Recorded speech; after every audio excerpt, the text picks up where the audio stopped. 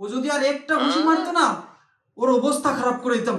উমা, একটা ঘুষি মারলে আমি তো ভেবেই রেখেছিলাম ও যখন আমাকে 31 নম্বর ঘুষিটা মারবে না, তখন ওর অবস্থা খারাপ করে দিতাম।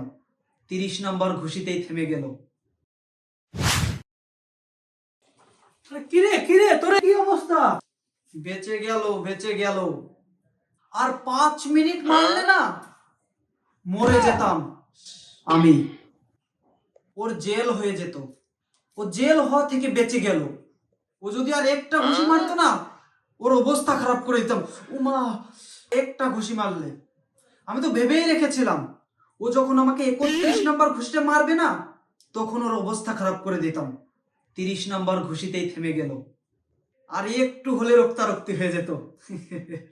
বেঁচে গেল ও। ওর পাশের লোক ধরে নিল বলে।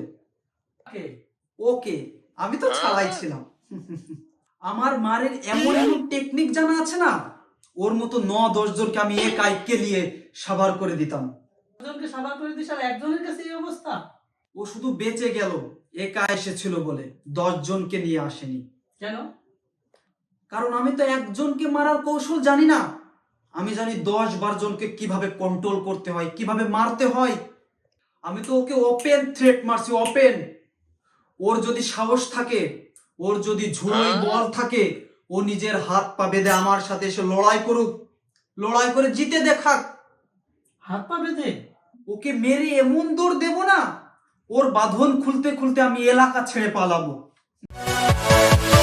Yeah.